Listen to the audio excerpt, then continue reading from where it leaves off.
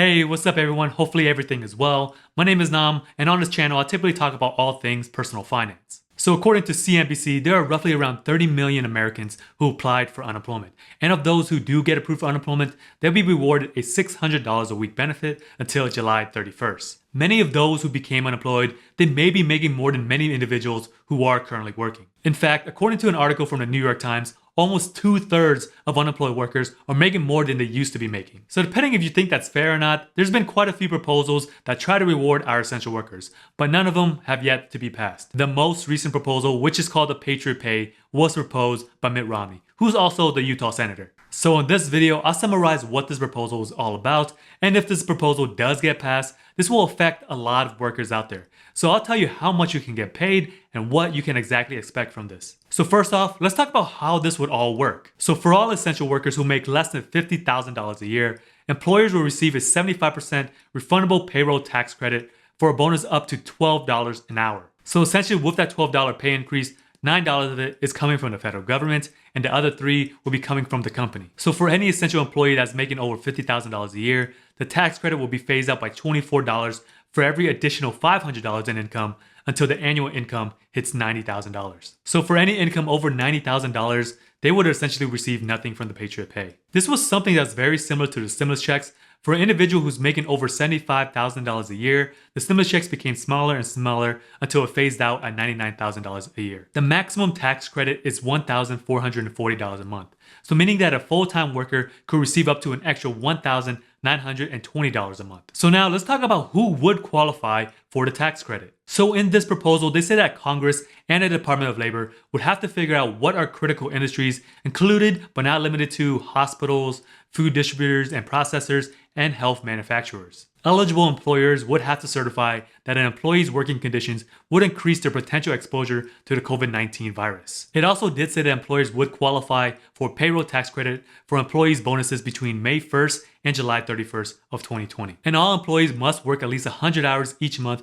to receive the bonus and for the employers to be eligible for the tax credit. So just to break this down, an employee has to work roughly around 25 hours a week, meaning that a part-time essential worker would probably be left out from this proposal. So now let's talk about how the employers would claim the tax credit. In the proposal, it is said that employers would have to submit a claim to the IRS using a recently created system that already advances the paid leave tax credit. And also Congress should also provide the IRS authority to partner with payroll companies who may be able to quickly process the credit, which if it happens, would be so magical. So inside the proposal, Mitt Romney did give an example.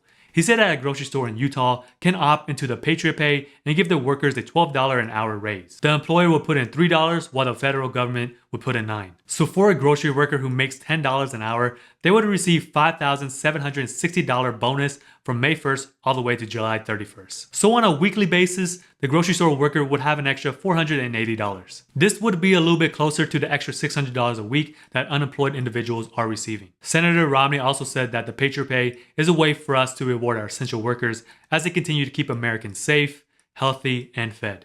But this was not the first proposal to reward America frontline workers. Prior to the Patriot Pay, there was another proposal called the Coronavirus Frontline Workers Fair Pay Act. I'll post the proposal in the description if you guys would like to read it for yourself. So with this proposal, they would also provide hazardous pay to healthcare professionals and essential workers. In the proposal, it stated that high-risk healthcare workers will receive a hazard pay increase of $18.50 an hour, and the other essential workers will receive an increase of $13 an hour. It was also said that the hazard pay will be capped off at $35,000 and also $25,000. But that $35,000 and $25,000 bonuses would only apply for workers who are earning less than $200,000 annually. Anyone who makes more than that would just get a bonus of $5,000. Unfortunately, essential workers who can work from home, they will not be covered under this proposal. What separates this proposal from the other ones I have read is that self-employed individuals and independent contractors would also be applicable. And all of this hazardous pay would be retroactive up to January 31st until the end of the year. So the next proposal was the first of its kind.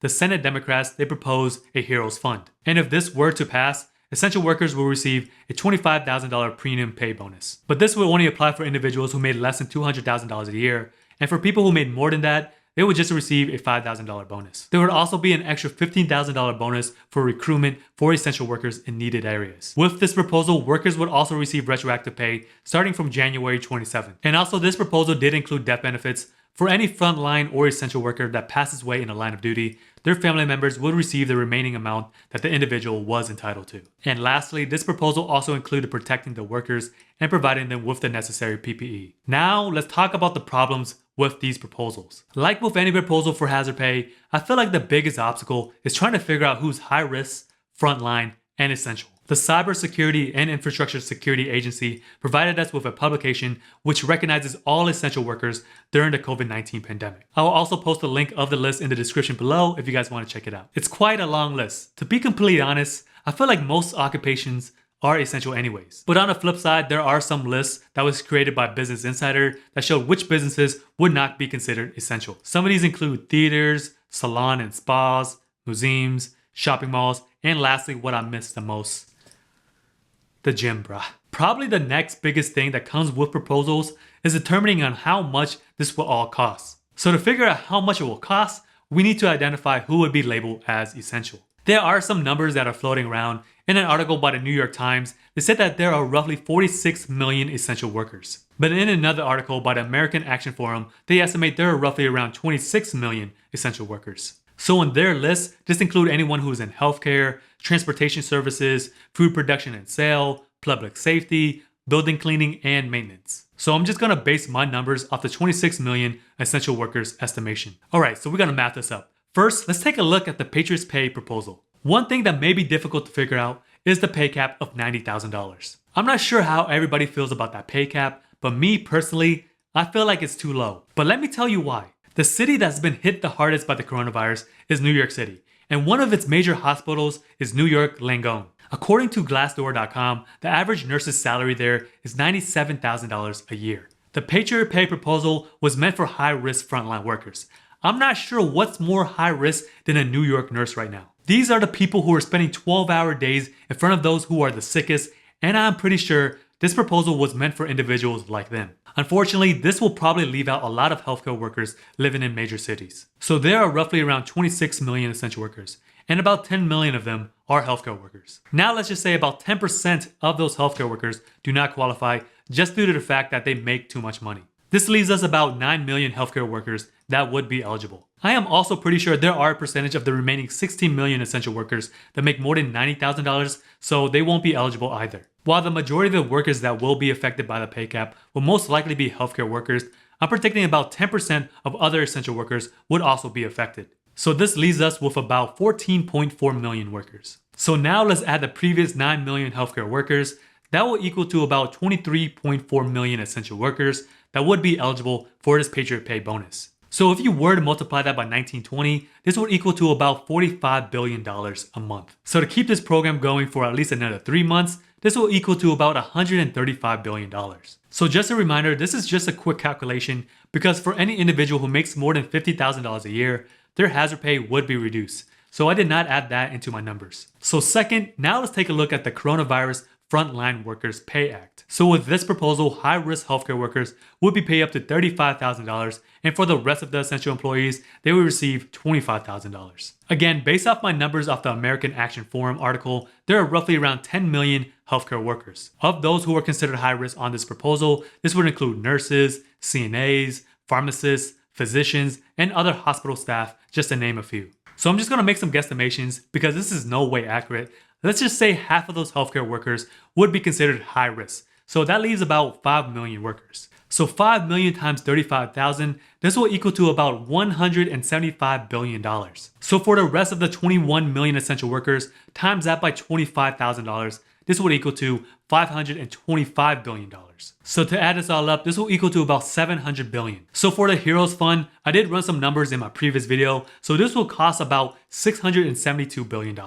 I must say, out of all the proposals concerning hazards pay, the Patriot Pay would definitely be the least expensive. The main reason is that it will only last for 3 months instead of most of the year like the other two. Out of all the hazard pay proposals, I think the Patriot Pay would probably be the one that's most likely to get passed if it does. Even though the Patriot Pay is the cheapest one out of the bunch, there's one problem that I think may be its biggest obstacle, which is trying to get employers to give their employees $12 raises. The reason why I see this is that 75% of that $12 raise is a tax credit. So essentially the employers would have to front up that money first before they can get that payroll tax credit. So depending on the company and industry, some of these employers may not have the working cash flow to provide their workers with a $12 raise. For example, if an average grocery store worker makes around $10 an hour, providing them a $12 raise, that's a little bit over 100% pay increase. But if the employers are having trouble fronting the money, there are other ways to get advances on their tax credit, but it's just another hoop to jump through to provide benefits to their workers. Because in reality, if an employer is able to pay their workers,